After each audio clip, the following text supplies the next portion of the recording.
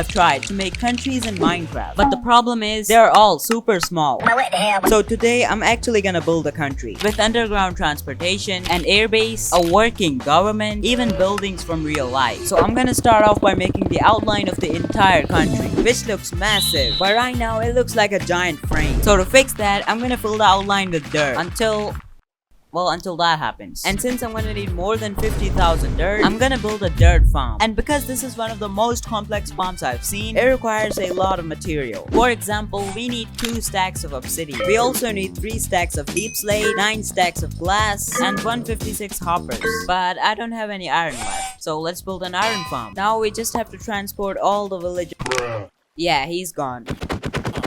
And that's all of them. While this farm is working in the background, I'm gonna start mapping out the country. First, I'm gonna build the island, which is the reason we need tons of dirt. And then the actual buildings, like the Burj Khalifa and this random Indian one. And that's all the hoppers. So I started by making the bottom half of the dirt farm, which took me a whole hour just to place the blocks. But I'm scared to test it, because if I misplace something, the farm is not gonna work. But let's check it out. Yes, let's go. We are now almost ready to build the country. I said almost because we still need to AFK at the dirt farm. And finally, after 2 weeks of collecting materials, I can start building. I knew I was going to spend hours just placing blocks, but imagining a country in my hardcore world gave me the power to pursue.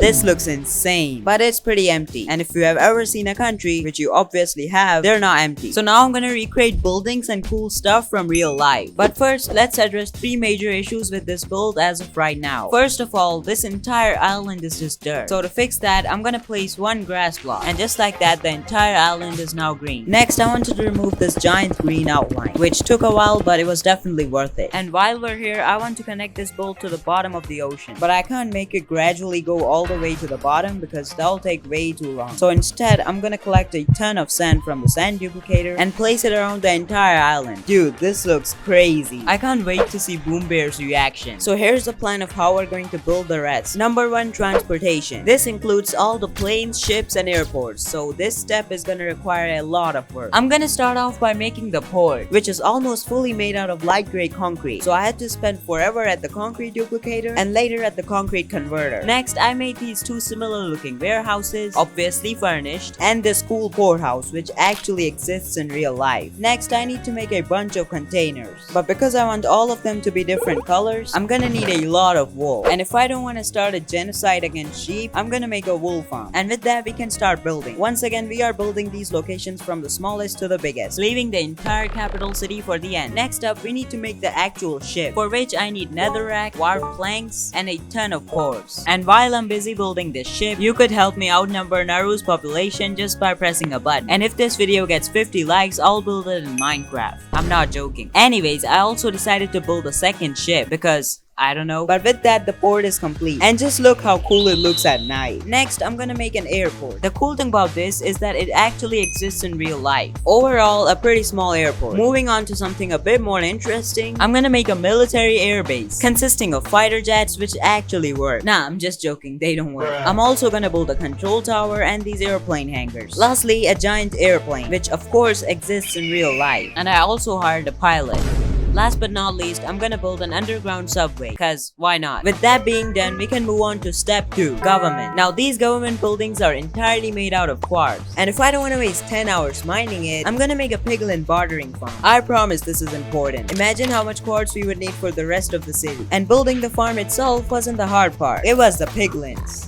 Okay, let's test out the farm. Except we can't, because we need tons of gold for the piglin trading. So I'm gonna build this insanely huge gold farm. But before we can build it, I need to collect 8 stacks of magma blocks for the spawning platforms and 7 stacks of glass. The farm took 2 hours to make, but it was definitely worth it because now we have infinite quartz. And I decided to make 2 government buildings, one for the administration and the other for whatever governments do. As expected, both of them exist in real life. Alright, we can start working on the capital city. So I'm gonna make the small buildings first and work our way to the bigger ones. Starting with the BMW headquarters from Germany, which is also called Bayerische Motorenwerke Tower. What did I just say? I also built the tallest skyscraper in South America, for which I had to get a lot of blue glass. With that remaining glass, I built this building from Kuwait. So far, we're not even quarter of the way through, yet we already have buildings from 3 different continents. Moving on, the next building was a bit tricky to make because I had to get a ton of dye for the stained glass, and the building was diagonal. Next, I built the tallest skyscraper in Argentina, along with the $1 billion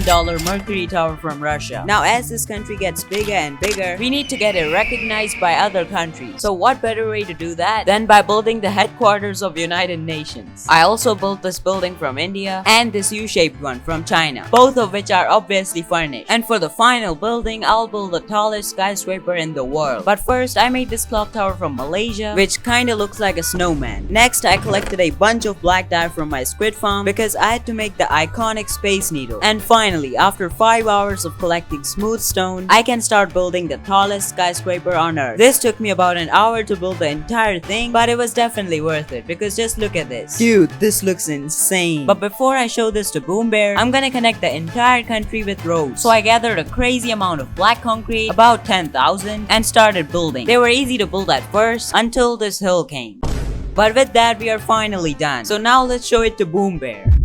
Alright, increase your render distance. How did you build this? Oh my god! Do you not have a name? Do you wanna name it?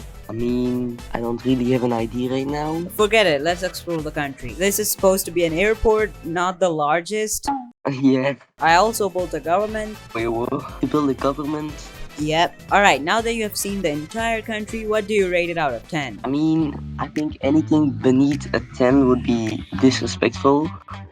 So a 10.